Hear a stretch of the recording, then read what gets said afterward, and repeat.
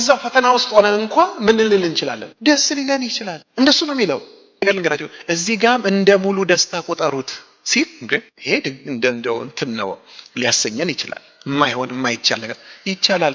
እርሱ አንስቲዚያ አለው። ምንድነው የአንስቲዚያ ካላችሁኝ እውነቱን ልንገራችሁ አይደለ? መረዳት እምነት ነው። ያለን ኮንቪክሽን ያለን መረዳት በቃሉ ላይ ያለን እርግጠኝነት ያ ብርሃን ያ የማይታየውን የማየት ብቃት እምነት የሰጠን ብቃት ምን ያደርገናል ማለት ነው? እርግጠኞች ስለሚያደርገን እንዲያውም ደስታችን ይጨምራል። ስለዚህ ይሄ ፈተና ወስዶ ምን ጋር ያመጣ?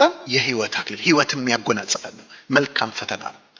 ግን ሌላ ክፉ ፈተና ደግሞ አለ። ልብ በሉ። አባታችን ሆይ እንደዚህ ብላችሁ ጸልዩ ብሎ ጌታ ሲያስተምር ምንድን ነው ያለው? ወደ ፈተናም አታግባን ብሎ አላቆመም። እንደሱ ቢሆን ኖሮ በቃ ፈተና የሚባል ውስጥ እንዳንገባ ነበር የጸለይ ነው ማለት ነው። ግን እዚህ ጋር አረፍተ ነገሩ የተያያዘ ነው። ወደ ፈተናም አታግባን፣ ከክፉ ፈተና አድነን እንጂ አታግባን አድነን ተብሎ እንድንጸልይ ያስተማረን የትኛውን ፈተና ነው? መልካሙን ፈተና አይደለም፣ ክፉውን ፈተና።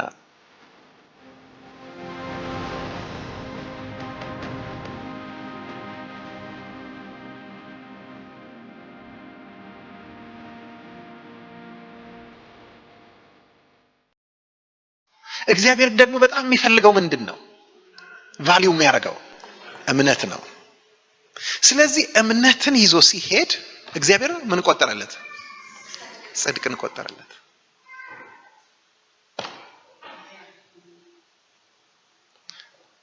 ምን ይላል ጳውሎስ ቀጥሎ? ነገር ግን ተቆጠረለት የሚለው ቃል ለእርሱ ብቻ የተጻፈ አይደለም፣ ስለኛም ነው እንጂ ስለ በደላችን ታልፎ የተሰጠውን እኛንም ስለማጽደቅ ከሙታን የተነሳውን ኢየሱስ ክርስቶስን ከሙታን ባስነሳው በእርሱ ለምናምን ለኛ ይቆጠርልን ዘንድ አለው። ሃሌሉያ። ምን ማለት መሰላችሁ? አብርሃም እግዚአብሔር ምንድነው ምን ያደርጋል ብሎ አምኖ ነው የተቆጠረለት? ቶሎ ንገሩኝ። ልጅ ይሰጣል ብሎ ነው? ያስወልዳል ብሎ ነው? አይደለም። ልጅ መውለድማ ተፈጥሯዊ ነገር ነው። የሞተን አካል ያስነሳል ብሎ አምኖ ተቆጠረለት። ምክንያቱም ለሙታን ህይወትን በሚሰጥ የሌለውንም እንዳለ አድርጎ በሚጠራ በአምላክ ፊት የሁላችን አባት ነው። የሚገርማችሁ ነገር ግን ለአብርሃም በራሱ ሰውነት ላይ ያንን ስለተለማመደ ነው። እኛ ያንን አልተለማመድንም። ነገር ግን ወንጌል ተሰበከልን። ኢየሱስ ክርስቶስ ስለ በደላችን ሞተ፣ ተቀበረ የሚል አይደል እንዴ? ነገር ግን እግዚአብሔር በሶስተኛው ቀን በአካል ምን አደረገው? አመንን። ይሄንን ስናምን እግዚአብሔር አምጥቶ ዘርግፎ ምን መቁጠር ጀመረ? እስቲ ጽድቅ የተቆጠረለት ሰው። ሃሌሉያ። ለምንድን የተቆጠረላችሁ? ምን ስላመናችሁ? የሞተውን ምን ያደርጋል? ሃሌሉያ። dead is not the dead end. አሜን። እግዚአብሔር በአካል ሰውን የሞተን ስጋ ምን ያደርጋል? ያስነሳል። ይሄም ማለት ልክ በሞተ ጊዜ ጭንጫን ካልቻልኩ ይነሳል ምናምን እንድንል አለ። እርግጥ ነው እግዚአብሔር እሱንም ያደርጋል፣ ጥያቄ የለም። ግን ዋናው እሱ አይደለም። አንድ ቀን ቀጥሯል። አሜን። መለከት ይነፋል፣ ኢየሱስ ክርስቶስ ከሰማይ ይመጣል፣ ሙታን ይነሳሉ። ይሄንን የማመን ጉዳይ ነው። ስለዚህ እግዚአብሔር የአብርሃምን እምነት ወዲያው ዝም ብሎ ጽድቅ የቆጠረለት ይመስላችኋል? እዛው እጅ በእጅ ይስሐቅ የተወለደ ሰሞን ኖ። ከዚህም ሁሉ ነገር በኋላ እግዚአብሔር አብርሃምን ፈተነው ይላል ዘፍጥረት 22። ይስሐቅ ካደገ በኋላ ደስ ይለኛል። ከዚህም ሁሉ ነገር በኋላ ምንድነው? ከዚህ ሁሉ ነገር በኋላ ከዚህ ሁሉ ፕሮሰስ በኋላ እግዚአብሔር 25 ዓመት እምነት አስተምሮት ከዛ በኋላ ደግሞ በእርሱ ላይ ፕራክቲካሊ ሰርቶ አሳይቶት ከጨረሰ በኋላ አብርሃምን ፈተነው። የትኛውን ፈተና? ክፉን ፈተና? መልካሙን ፈተና፣ ከእርሱ የሚመጣውን ፈተና፣ የእምነት ፈተና።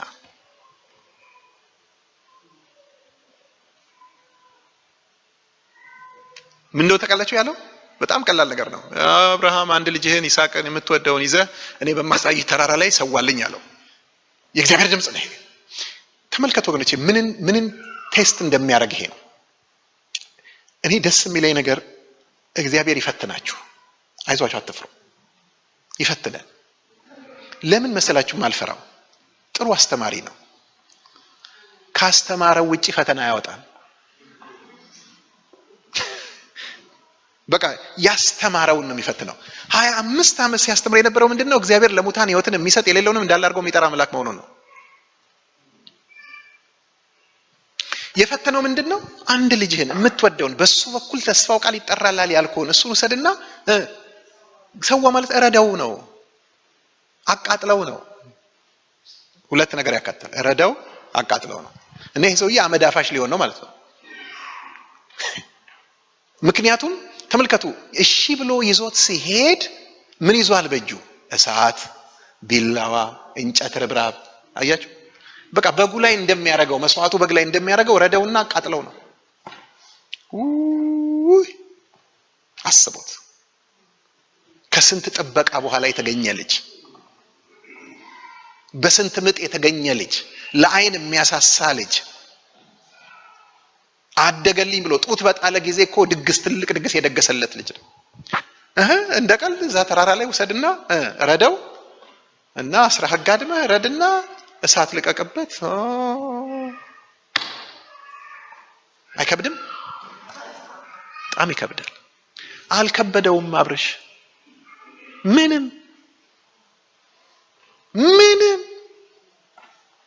የ3 ቀን መንገድ ነው። ምንም አላመነታም፣ ይዞ ሄደ። እንዲያው የሚገርማችሁ ለሳራ እንኳን አልነገራትም። አንዳንድ ሰባኪዎች እንደዚህ ሲሉ ሰምቼ አውቃለሁ። አብርሃም እኮ ለሳራ ያልነገራት የእናት አንጀት አይችልም ብሎ ነው ምናምን ብሎ ይላል። ኧረ አይደለም፣ በፍጹም እርሱ የእናት አንጀት አይችልም ብሎ ሳይሆን ይዞት እንደሚመለስ ስለሚያውቅ ነው። ምንም አልከበደውም። ለምን እንዳልከበደው የዕብራውያን መልእክት ጸሐፊ ምዕራፍ 11 ላይ ይነግረናል።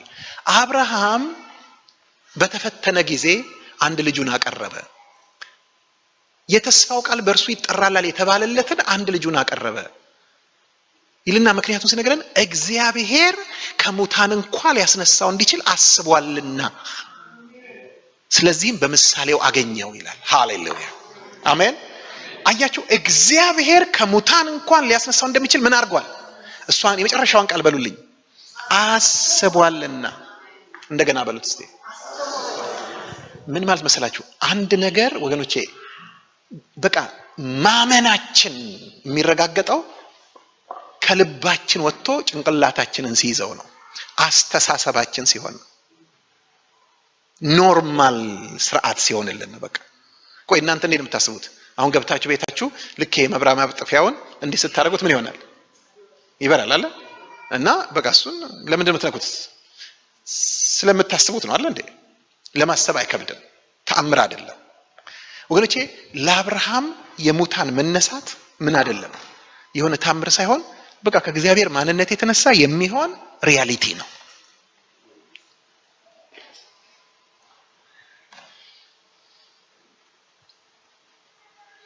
ወገኖቼ ወንጌል ገብቶናል ወይ? በእርግጥ አምነናል ወይ? የሆነ የተረዳነው ነገር አለ ወይ? ስለዚህ አሁን ስለምንነጋገረው ነገር፣ ስለ ወንጌል፣ ስለ ትንሣኤ፣ ስለ ጽድቅ፣ ስለ ልጅነት ብሎ የበራልን ነገር አለ ወይ? አጥብቀን የተረዳነው ነገር አለ ወይ? ከመረዳታችን የተነሳ እለት ኑሯችንን፣ አስተሳሰባችንን፣ ንግግራችንን፣ ተግባራችንን፣ ውሳኔዎቻችንን ሁሉ የሚቃኝ መረዳት ውስጣችን መጥቷል ወይ? ያ ነገር እምነት ይባላል። እግዚአብሔር ያከብረዋል። እግዚአብሔር ቫልዩ ያደርገዋል። ግን እግዚአብሔር ሳይፈትን አይቀበልም፣ ሳይፈትን አያከብርም።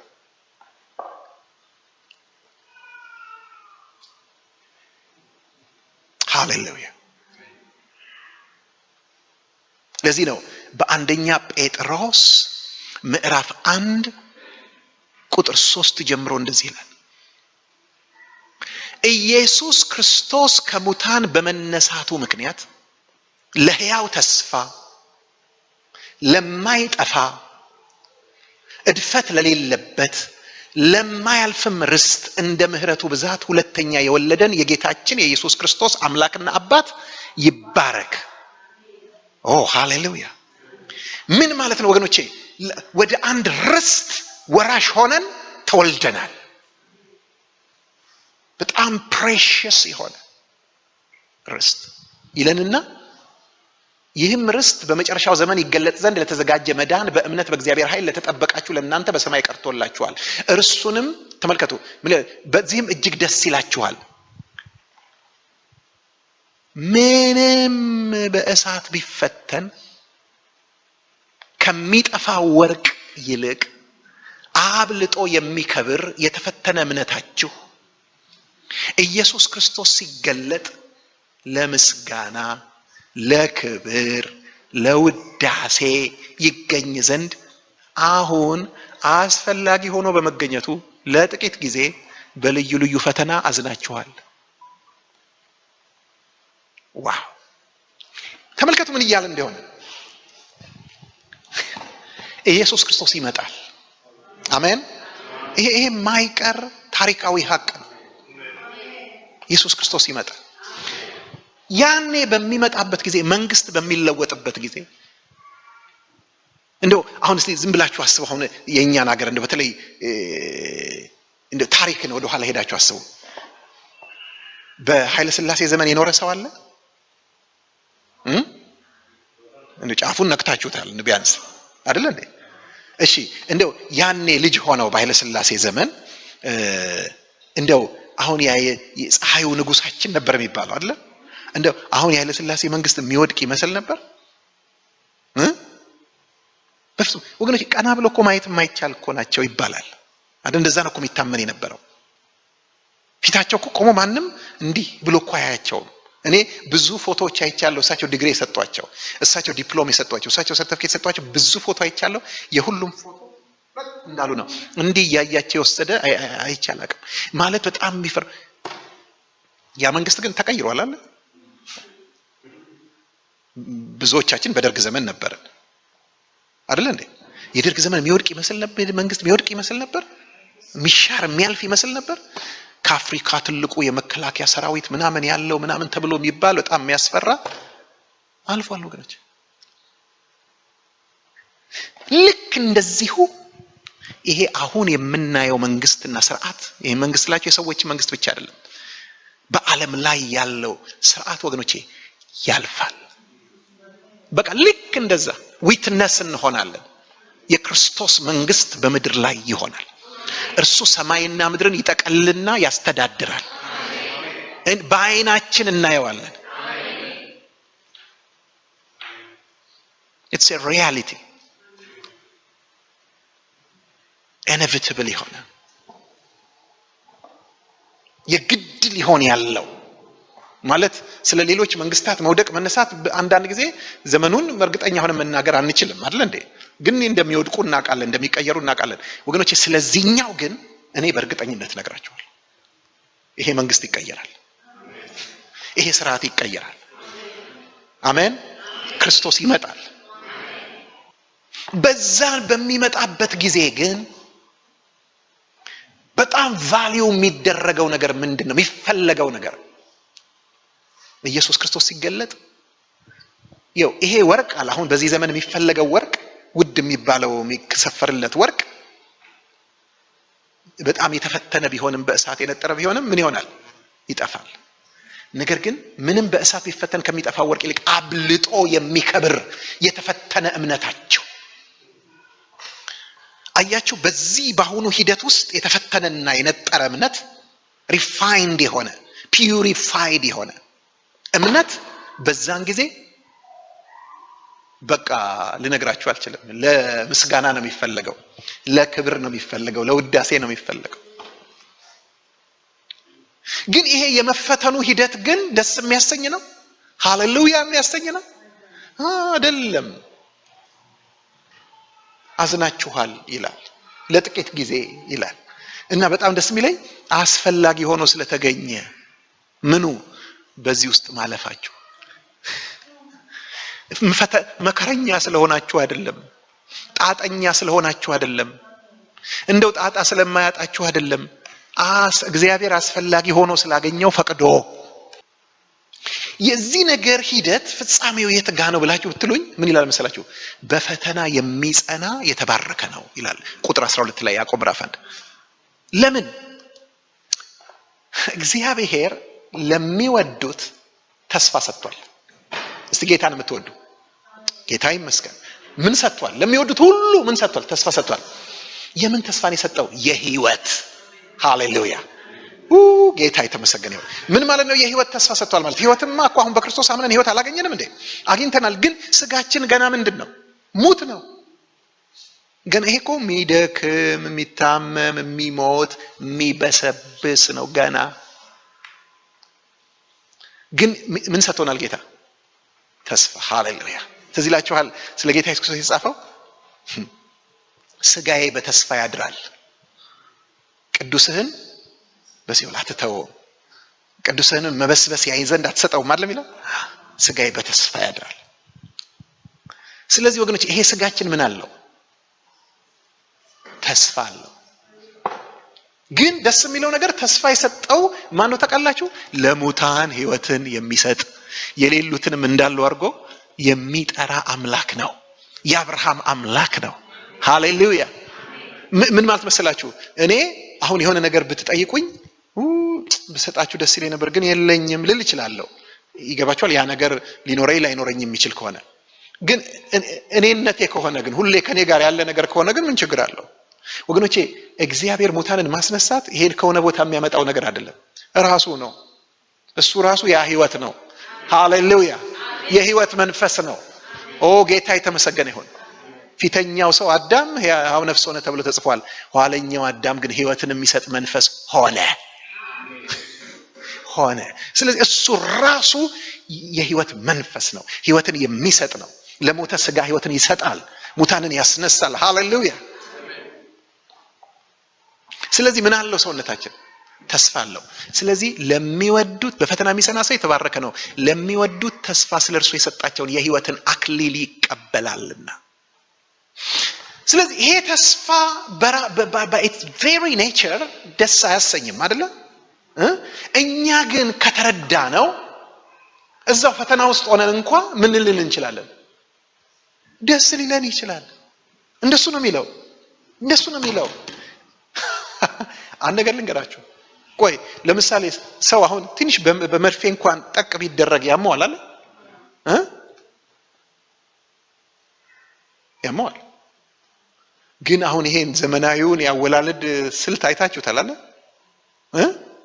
የሚገርም እኮ ነገር ነው ማለት አሁን ስለለመድነው ነው እንጂ ለኛ አገር ቤት ሄደን እኮ ገጠር ሄደን ለሰዎች ብናወራላቸው ሴትየዋ እንደዚህ እዚህ ድረስ የሆነ መጋረጃ ነገር ተደርጎላት ባሏ በዚህ በኩል ቆሞ እጇን እያሻሸ እያወራት ከዚህ በኩል ደግሞ ሆዷን ቀደው ከፍተው ማህፀኗን ልጁን ያወጣሉ ምናምን ቢባል አሁን ይሄ ድግምት ነው ምናምን አይሉንም የገጠር ሰዎች?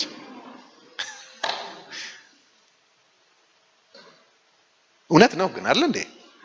ተመልከቱ እዚህ ጋር እኮ በዚህ ከመጋረጃው በስቲያ እኮ እሷ ልትስቅም ትችላለች፣ ልታወራ ትችላለች ከባሏ ጋር አይደል እንዴ? እዚህ ጋር ደግሞ ሆድ ተቀዶ አጽን ተከፍቶ ምን እየሆነ ነው? ልጅ እየወጣ ነው። ለምንድን ይሄ የሆነው? አነስቲዚያ ተወግታለች፣ ህመሙ እንዳይሰማት የሚያደርግ እንጂ እኮ ነገርየው የተሰራ ነው። ወገኖች ያን ነገር ልንገራችሁ፣ እዚህ ጋም እንደ ሙሉ ደስታ ቆጠሩት ሲል እንዴ ይሄ እንደው እንትን ነው ሊያሰኘን ይችላል። የማይሆን የማይቻል ነገር ይቻላል። እርሱ አነስቲዚያ ያለው አሜን። ምንድነው ያ አነስቲዚያ ካላችሁኝ እውነቱን ልንገራችሁ አይደለ? መረዳት ነው፣ እምነት ነው። ኦ ሃሌሉያ አሜን። ያለን ኮንቪክሽን ያለን መረዳት በቃሉ ላይ ያለን እርግጠኝነት ያ ብርሃን ያ የማይታየውን የማየት ብቃት እምነት የሰጠን ብቃት ምን ያደርገናል ማለት ነው? እርግጠኞች ስለሚያደርገን እንዲያውም ደስታችን ይጨምራል። ኦ ሃሌሉያ ደስታችን ይጨምራል።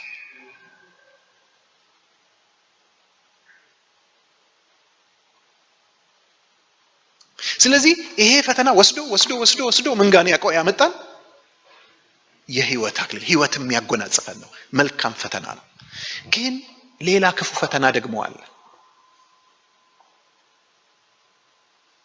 ልብ በሉ አባታችን ሆይ እንደዚህ ብላችሁ ጸልዩ ብሎ ጌታ ሲያስተምር ምንድነው ያለው? ወደ ፈተናም አታግባን ብሎ አላቆመም። እንደሱ ቢሆን ኖሮ በቃ ፈተና የሚባል ውስጥ እንዳንገባ ነበር የጸለይ ነው ማለት ነው። ግን እዚህ ጋር አረፍተ ነገሩ የተያያዘ ነው። ወደ ፈተናም አታግባን ከክፉ ፈተና አድነን እንጂ። ስለዚህ አታግባን አድነን ተብሎ እንድንጸልይ ያስተማረን የትኛውን ፈተና ነው? መልካሙን ፈተና አይደለም፣ ክፉውን ፈተና ነው። ክፉ ፈተና አለ። ስለዛ ፈተና ሲናገር ምን ይላል መሰላችሁ? ማንም ሲፈተን ይላል በዚህ አይነቱ ፈተና፣ በዚህ በክፉ ፈተና ሲፈተን በእግዚአብሔር እፈተናለሁ አይበል። በዛኛውስ እግዚአብሔር ይፈትናል። ያን ፈተና ልንጠላው አይገባም። ለምሳሌ አሁን እዚህ ሀገር ስትኖሩ የትምህርት ዕድል ማግኘት ቀላል ነገር አይደለም አይደል እንዴ? አይደለም። ልጆቻችን ምንድነው የምንመኘው? የትምህርት ዕድል እንዲያገኙ ነው አይደል እንዴ? የሃየር ኤዱኬሽን። ከዛስ ይማሩና ምን ይደርሳል? ፈተና ሲደርስ እንበሳጫለን። እንዴ ልጄን ይፈትኑታል አንልም አይደል እንዴ?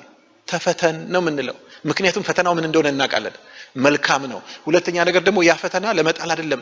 ያ ፈተና ዋናው ዓላማ ለማሳለፍ ነው። ያ ፈተና ደግሞ ብቃቱን ለመመዘን ነው አይደል እንዴ? ስለዚህ ፈተና የሚያስፈራ ቢሆንም እንኳን ግን ደስ ይለናል የመፈተን ዕድል ስናገኝ፣ በጎ ፈተና ስለሆነ። ይሄ ፈተና ግን ክፉ ፈተና ነው። አያችሁ፣ መልካሙ ፈተና መጥቶ ምናችንን የፈተነን እምነታችንን አለ እምነታችን። ክፉ ፈተና ግን መገለጫው ምንድነው ልንገራችሁ? የሚፈትነው ምኞታችንን ነው። ማንም በዚህ አይነቱ ፈተና ሲፈተን በእግዚአብሔር ፈተናለሁ አይደለም። ምክንያቱም እግዚአብሔር በክፉ አይፈትንም ሳይሆን አይፈተንም። እርሱ ራሱ ይገባችኋል? እግዚአብሔር በክፉ አይፈተንም ማለት በምኞት አይፈተንም። ይሄን ባገኘሁት፣ እንደው ይሄ ነገር በኖረኝ፣ እንደው ይሄ እኔ በሆነ ብሎ እግዚአብሔር አይፈተንም። ስለዚህ ስለማይፈተን እርሱ ራሱ ማንንም በእንደዚህ አይነት ፈተና አይፈትንም። ታዲያ ማን ነው የሚፈትነን ይሄን ፈተና? ሲጠርጥሩ እስቲ ጥርጣሬያችሁን ልስማው። ሰይጣን። ግን የሚገርመው ነገር እዚህ ጋር እንደው ሰይጣንንም አልፈለገም። ይሄ ያው ከጀርባ ሆኖ ይሰራ ይሆናል እንጂ ሰው በገዛ ምኞቱ ሲሳብና ሲታለል ይፈተናል። በቂ ነገርኛ ጋር አለ ማለት ነው። እዚህ በስጋችን ታረው የተፈጥሮ ውስጥ ይሄንን ኢንስቲጌት ለማድረግ በቂ ችግር አለ።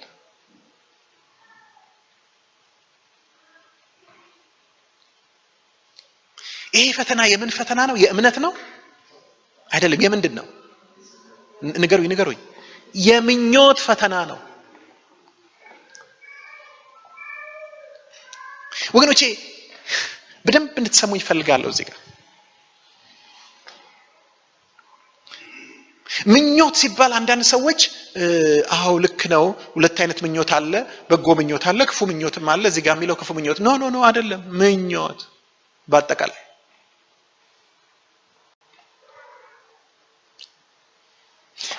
ምን ላይ ያለን ምኞት? እዚህ የሚታየው ዓለም ላይ ያለን ምኞት፣ እዚህ የሚታየው ላይ፣ እዚህ ምድራዊው ላይ ያለን ምኞት። ይሄን ባገኝ፣ ይሄ ቢኖረኝ፣ ይሄ የኔ ቢሆን፣ እንዲህ ቢሆንልኝ፣ እንዲህ ቢሳካልኝ ምናምን ብለን የምንመኘው ምኞት። ወገኖች ያን ነገር ልንገራችሁ፣ ይሄ ፈተና አደገኛ ፈተና ነው። የሁለቱም ፈተና ልዩነቱ የቶሎ ላሳያችሁ። የመጀመሪያው ፈተና የእምነት ፈተና ነው። ከየት ነው የሚመጣው? ከውጭ ነው። ልዩ ፈተናዎች የሚመጡት አይደል እንዴ? ይመጡብናል፣ ሲደርስባችሁ ነው የሚለው። ስለዚህ ከውጭ የሚመጣ ነው፣ በእምነት እንመክተዋለን። ይሄኛው ግን አደገኛ የሚያደርገው ነው ታውቃላችሁ፣ ከውስጥ ነው። በገዛ በራሳችን ምኞት ነው የምንፈተነው።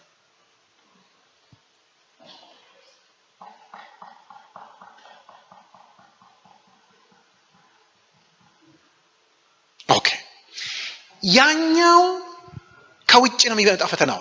ግን ፒዩሪፋይ የሚያደርገውና የሚያጠራው ምናችንን ነው? እምነታችንን ነው። በማላ ያለንን በእግዚአብሔር ላይ። ስለዚህ ትኩረታችንን ማላይ እንድናደርግ ያደርገናል፣ እግዚአብሔር ላይ። ይሄኛው ግን ችግሩ ምን ነው ታውቃላችሁ? ይሄ ደግሞ የውስጥ ፈተና ነው። ግን ትኩረታችንን ማላይ እንድናደርግ ያደርገናል፣ ግዑዙ ላይ፣ ማቴሪያል ላይ፣ ገንዘብ ላይ፣ ዝና ላይ፣ ምን ላይ በቃ እንድናደርግ ያደርገናል።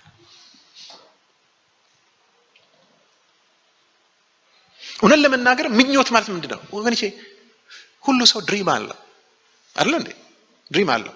የላችሁም እናንተ ድሪም አላችሁ አይደል እንዴ? በተለይ ደግሞ አሜሪካ ስትሆኑ፣ አሜሪካ ህልም አልሙ የምትል ሀገር ናት የግድ። the American dream አይደል እንዴ? by the way የአሜሪካን ድሪም አይነቃም። ታውቃላችሁ? አትነቁም ከድሪሙ። the American dream አይነቃም። ለምን መሰላችሁ? በዛው ነው ጭልጣር፣ በዛው ነው የምትሞቱት።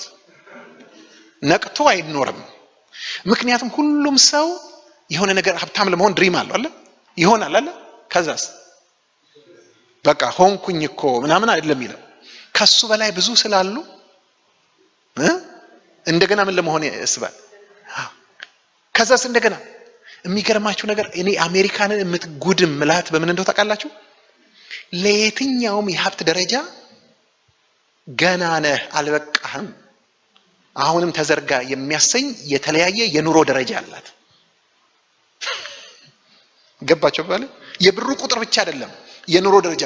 አንዱ ሀብታም ማድረግ የማይችለው ሌላው ሀብታም የሚያደርገው ነገር አለ። ያኛው ሀብታም ይፈልጋል ማድረግ፣ ግን አቅሙ አይፈቅድለትም። ግን እኮ ሀብታም ነው። እኔ ባለፈው መቼስ አሁን ሀብታም ሲባል እዚህ ሀገር ማንም ይመጣል? እኛ ሀገር ያው ሀብታም ሲባል ምንጠራው ብዙ የለንም። የሆነ አንድ ሰውዬ ናቸው። በቃ አንድ ሰውዬ ስል ራሱ ገባቸው ሰዎች።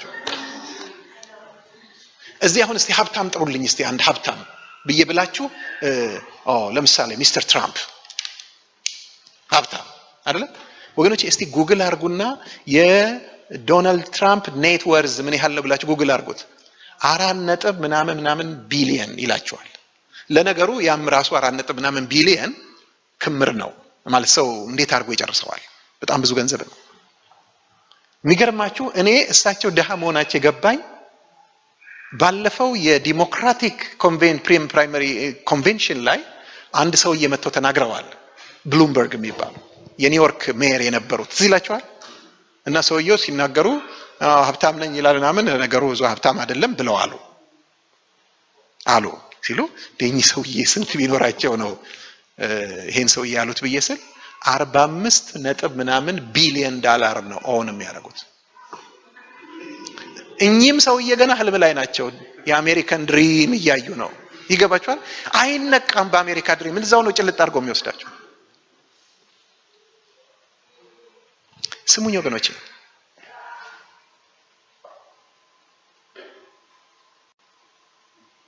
ይሄ ምኞት የሚያመጣው ምን ተቀላችሁ? ምኞት ጸንሳ ኃጢአትን ትወልዳለች። ኃጢአትም ካደገች በኋላ ሞትን ትወልዳለች። ተመልከቱ፣ ወስዶ መጨረሻ ላይ ምን አሳቀፈን? ሞት። ግን ምን ስንፈልግ ነው? የተሻለ ኑሮ፣ የተሻለ ገንዘብ፣ የተሻለ ሀብት፣ የተሻለ የማድረግ ኃይል፣ የተሻለ ዝና፣ የተሻለ ስም፣ የተሻለ ስንፈልግ ወስዶ ምንድን ያስታቀፈን? ያኛው ግን እግዚአብሔርን ስንከተል ወስዶ ምንድን ያጎናጸፈን? ህይወት።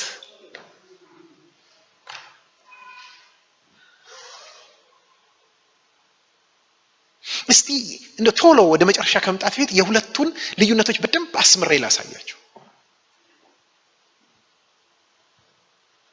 እንደው ቫልዩ ሲስተማችን የቱ ጋር እንደሆነ እንድናውቅ። አይታችሁ እንደሆነ እኛ አንፎርቹኔትሊ ብዙም የተሰበክነው ስኬትን ስለሆነ ይሳካላችኋል፣ ታገኛላችሁ፣ እንኳን አንቺ እንትናም አግኝቶታል ምናምን እየተባለ ስለሆነ የተነገረን እኛም ሳናቀው እዚህ ድሪም ውስጥ ገብተናል። ተመልከቱ፣ ስኬታችንን የምንለካው በምንድን ነው? በምንኖርበት ቤት ነው። ስኬታችን የምንለካው በምናገኘው ገቢ ነው። ስኬታችን የምንለካው በምንነዳው መኪና ነው። ይገባቻል?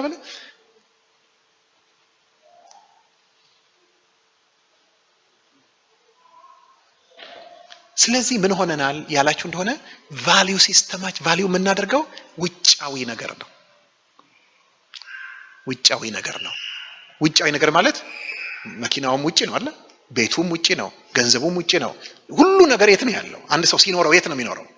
ውስጡ ነው የሚኖረው አይደለም፣ ውጪ ነው። ወንድሞች ሆይ የእምነታችሁ መፈተን ትዕግስትን እንዲያደርግላችሁ አውቃችሁ ልዩ ልዩ ፈተና ሲደርስባችሁ እንደ ሙሉ ደስታ ቁጠሩት። ምንም የሚጎድላችሁ ሳይኖር ፍጹማን ምሉአን ትሆኑ ዘንድ ትዕግስት ስራውን ይፈጽም። ተመልከቱ፣ ይሄኛው ግን ፈተና ትኩረቱ ማላይ ነው? ከኛ ውጭ ያለ ቁስ ላይ ሳይሆን እኛው ላይ ነው። ትዕግስትን እንዲያደርግ። ትዕግስት ምንድን ነው? ካራክተር ነው። ከዛስ ምን እንድንሆን የምናደርገን ስራው እኛ ላይ እግዚአብሔር የሚሰራውን ስራ እየተፈጸመ ሲሄድ ከፈቀድንለት የማንጠር የማጥራት ስራው ከፈቀድንለት ምን ይሆን እንደሚጠቅላችሁ ምሉአን እንሆናለን። ኮምፕሊት ማቹርድ። አሜን። ማን ነው ግን የሚሆነው? እኛ አይደል እንዴ? ስለዚህ ማላይ ነው ይሄኛው የሚሰራው እኛ ላይ ነው። እኛ ነን ፎከሱ። የዚህኛው ፈተና ፎከሱ እኛ ነን። የዛኛው ግን ፈተና ፎከሱ ውጪ ከኛ ውጪ የሆነ ነገር ነው። እስቲ አሁን ነገር ልጠይቃችሁ። አንድ ሰው ለምሳሌ በቃ ይሄንን ኮምፕሊትሊ ትቶ ያንን ሲከተል የኖረ ሰው እና ቫልዩ የሚያደርገው በውጪ ያለውን ነገር የያዘውን የረዘዘውን ነገር የሆነ ሰው መጨረሻ ላይ አንድ ቀን ይሞታል አይሞትም?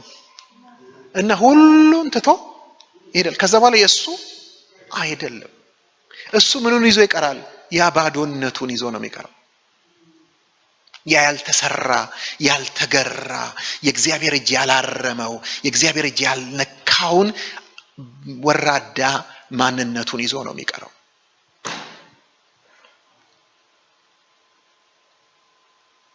ምክንያቱም እምነቱ ሁሉ ጥረቱ ሁሉ ትኩረቱ ሁሉ እዚህ ከሱ ውጪ የሆኑ ቁሶች ላይ ነበር።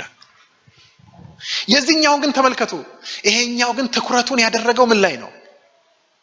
የፈቀደው ምን ላይ ነው? ራሱ ላይ ነው። ባህሪው እንዲሰራ እንዲቀረጽ እምነቱ እንዲጠራ እንዲነጥር እዚህ ላይ ነው። ስለዚህ ምንም እዚህ ትቶት የሚሄደው ነገር ብዙ የለውም፣ ግን የተሰራውን ነገር ሁሉ ይዞ ይሄዳል። ሃሌሉያ አሜን። ለዚህ ነው የተዋረደ ወንድም ሲል እዚህ ጋር ዝቅ ያለ ወንድም ይላል። ምን ማለት ነው? ለዚህኛው ብዙ ቫልዩ ያልሰጠው እግዚአብሔር ሕይወቱ እንዲሰራ የፈቀደው ሰው በከፍታው ይመካ። አሁን ሲታይ ምን ያለ ነው? በዓለም መለኪያ የተዋረደ ነው፣ ዝቅ ያለ ነው። ግን በምኑ ይመካ? በከፍታው ይመካ። ይሄኛው ደግሞ ባለጠጋውም ይላል ብዙ ነገር ሰብስቧል፣ ብዙ ነገር ይዟል። ግን ቫልዩ ያደረገው የህይወቱን ጉዳይ አይደለም። ምኑን ነው? የውጭውን ኮተት ነው አይደለ? ስለዚህ እሱ ደግሞ በምኑ ይመካ? በውርደቱ ይመካ። ለምን? የሰበሰበው ነገር ሁሉ እንደ ሳር አበባ ያልፋልና። ፀሐይ ከትኩሳት ጋር ሲወጣ ሳሩም ይደርቃል፣ አበባውም ይረግፋል፣ ባለጠጋውም በመንገዱ ይዝላል። እስቲ አንድ ነገር እንመልከት ወገኖቼ። ብዙ ጊዜ ለመደሰታችንም ሆነ ለማዘናችን፣ ለማመስገናችንም ሆነ ለማጉረምረማችን ምክንያት የሚሆኑ ነገሮች በእኛ ህይወት ውስጥ ምንድን ናቸው? ውስጣዊ ወይስ ውጫዊ? ውጫዊ ናቸው። ሰው ጠርተን አመስግኑልኝ፣ ጌታን እልል በሉልኝ፣ የምስጋና ቀን ነው ለኔ ዛሬ ምናምን ብለን የምንለው የሆነ ነገር ሆነልኝ ነው አይደል? አያችሁ፣ ቫልዩአችን ውጪው ላይ። አንቺስ እንዴት ነው ህይወትሽ? እምነትሽ የደረሰ? ጌታ እኮ ይመጣል። የሚቀጥል ዘመን አለ። በእንዛኛው ዘመን ውስጥ ማነሽ አንቺ? ስፍራሽ ምንድነው? የት ነው የምትቀመጪው? ምንድነው የሚኖርሽ? የጣልሽው መሰረት ምንድነው?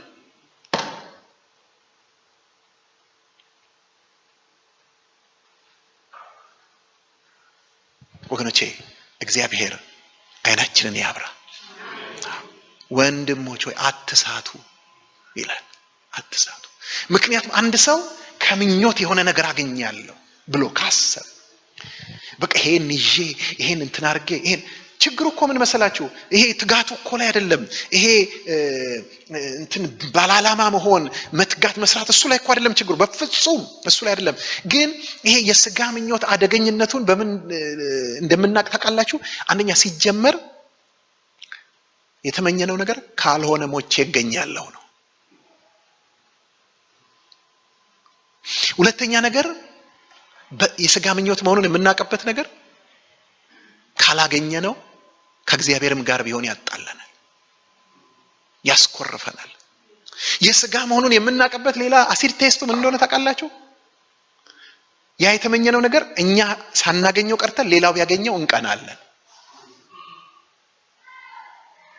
እንቆጣለን። ሌላው አሲድ ቴስት ምን እንደሆነ ታውቃላችሁ?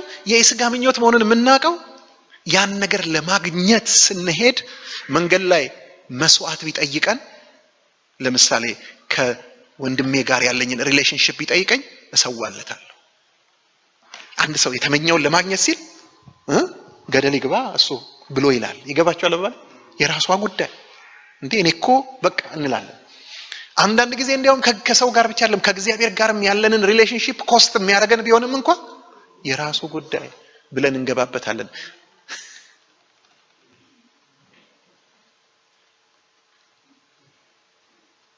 አንዳንድ ጊዜ እኮ ወገኖቼ ሰዎች እኮ ምኞት ውስጣቸው ገብቶ ከዛ የተነሳ ቤተክርስቲያን ይበጠብጣሉ። ታውቃላችሁ እንዴ? ኧረ ተው ይሄን ነገር፣ ኧረ ይሄ ነገር እኮ መንጋውን የሚበትን ለምን ብትንትኑ አይወጣም ይላሉ። እንደዚህ ይላሉ። ስለዚህ ይሄ በምንም ስም በራእይም ስም እንበለው በእግዚአብሔርም ስም እናምጣው ካባም እናልብሰው መንፈሳዊ ማቴሪያልም የምንም ይሁን ብቻ ወገኖቼ ልንገራችሁ የስጋ ምኞት ይጋልበናል፣ ይነዳናል፣ ገደል ይከተናል።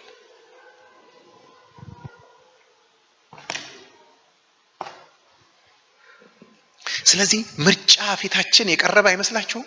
በህይወታችን ውስጥ የህይወትና የሞት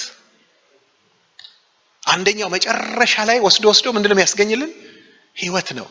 በፈተና የሚጸና በዚህኛው ፈተና በመልካሙ ፈተና ይሄ የእምነታችን መፈተን ይሄ የውስጥ ከውጭ የሚመጣው ወደ እምነታችን የሚያጠራው የሚያነጥረው እርሱ ለሚወዱት ተስፋ ስለርሱ የሰጣቸውን የህይወትን አክሊል የህይወትን አክሊል የሚያጎናጽፈን ሃሌሉያ። ምን ነው ታውቃላችሁ? አንድ ቀን ህይወት የክርስቶስ ህይወት እኛ ላይ ልክ አክሊል ነገስታት ላይ እንደሚያበራው ያበራል። ሃሌሉያ።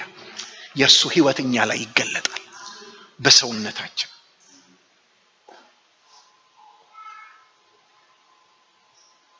ያኛው ደግሞ ያለንንም ህይወት ያሳጣናል። ያገኘነው ነው መጨረሻ ላይ ሞት ያስታቅፈናል። ስለዚህ ፈተናን እንዴት ማኔጅ እናርግ አይደለ ጥያቄው? እኔ ልንገራችሁ ይሄኛውን መርምሩ። ፈተና ሲመጣ የትኛው ነው? አሁን መቼስ በደንብ መመርመሪያ ሰጥቻችኋለሁ። አልወሰዳችሁም? ጥሩ መመርመሪያ ነው ዛሬ ያገኛችሁት። ስለዚህ ይሄ ነገር የትኛው ነው ብላችሁ መርምሩ። እምነታችሁን የሚፈትን ከሆነ የሚያመጣው ነገር እናንተን የሚሰራ ከሆነ ካራክተራችሁን ሼፕ የሚያደርግ ከሆነ ይገባችኋል? ትዕቢታችሁን የሚያፈርስ ትሁት የሚያደርጋችሁ፣ ስስታችሁን የሚያፈርስ ለጋስ የሚያደርጋችሁ ሃሌሉያ። ቁጣችሁን እናንተናችሁን የሚያፈርስና ትዕግስተኛ የሚያደርግ ብቻ እናንተን የሚሰራ ከሆነ ምን ታደርጋላችሁ? ያንን ደስ ይበላችሁ። ሃሌሉያ። እግዚአብሔር በስራ ላይ ነው። ሃሌሉያ። እንደ ሙሉ ደስታ ቁጠሩት፣ እንደ ገንዘብ ቁጠሩት፣ እንደ ጥቅም ቁጠሩት፣ እንደ ክብር ቁጠሩት። ምክንያቱም እግዚአብሔር ምንድነው የሚያደርገው? ጽድቅ አድርጎ ቆጠረለት። መቁጠር ነው። እኛ ምንድነው ማድረግ ያለብን? የስ ይሄ ጽድቅ ነው። ቁጠሩት ወገኖቼ። ቆይ ቅድም እንደሰጣችሁ ምሳሌ ለምሳሌ እናንተ መኪና ቆንጆ መኪና ትፈልጋላችሁ አይደል? ማንም ቢሆን ይፈልጋል።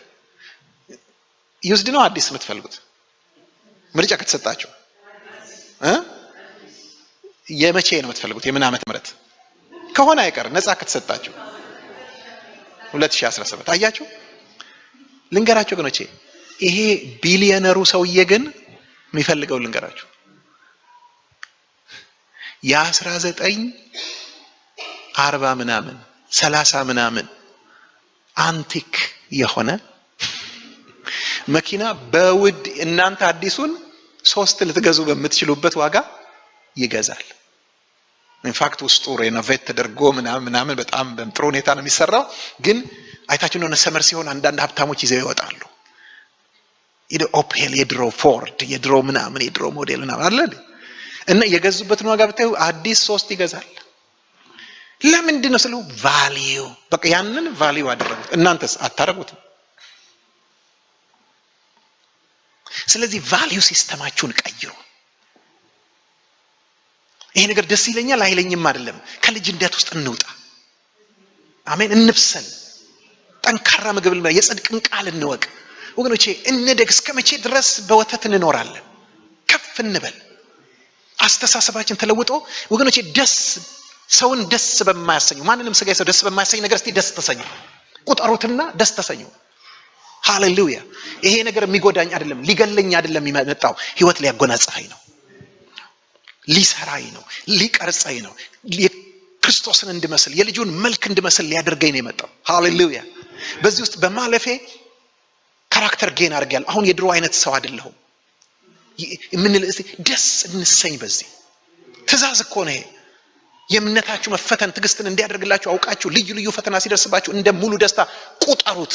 ይሄ ኢምፔራቲቭ ነው። ኢምፔራቲቭ ግስ ነው። ምን ማለት ነው? አዛዥ ግስ ነው። ቁጠሩት፣ ተደሰቱ። የምኞት ፈተና ሲመጣ ወገኖቼ አቦርት አድርጉት። መቼስ ማንም ቢሆን ምኞቱን የሚጠላ የለም አይደል እንዴ? ምኞትን መጥላት ከባድ ነገር ነው። ምክንያቱም ምኞት ማለት ስጋችን የሚመኘው ነገር ነው። እኔ ግን ልንገራችሁ መጽሐፍ ቅዱስ በአንደኛ ዮሐንስ ምዕራፍ 2 ቁጥር 15 ላይ እንደዚህ ይለናል። ዓለምንና በውስጡ ያሉትን አትውደዱ፣ እርሱም የስጋ ምኞት፣ የዓይንም አምሮት፣ ስለ ገንዘብም መመካት ነው። ይህም ከዓለም እንጂ ከአባት ስላይደለ ማንም ዓለምን ቢወድ የአባት ፍቅር በእርሱ ውስጥ የለም። ዓለሙም ምኞቱም ያልፋሉ፣ የእግዚአብሔርን ፈቃድ የሚያደርግ ግን እርሱ ለዘላለም ይኖራል። ሃሌሉያ አሜን።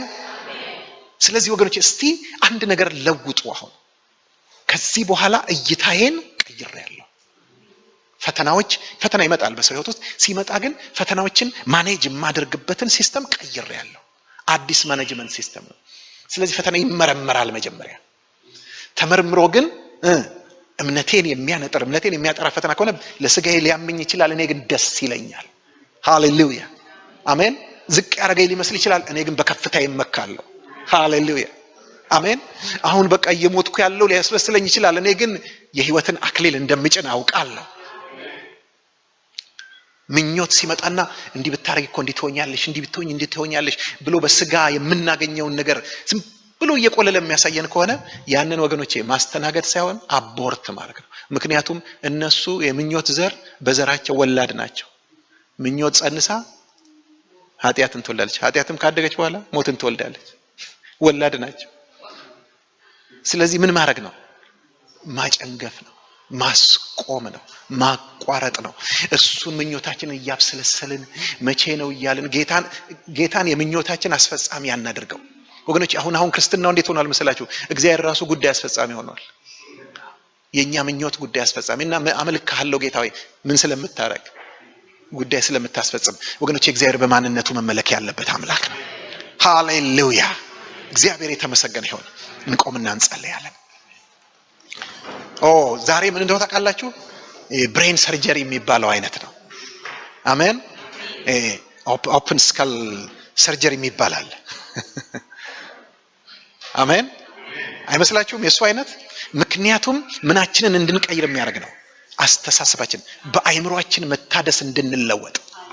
ሃሌሉያ የምናይበትን እይታ አስተሳሰባችን ህይወትን ዲል የምናደርግበትን መንገድ እንድንቀይር የሚያደርግ ነው። እባካችሁ ወገኖቼ ተቀበሉት። ይሄን ተቀበሉት። ሃሌሉያ ሃሌሉያ ወገኖቼ ውጤቱን በዕለት ዕለት ኑሯችሁ ውስጥ ታዩታላችሁ።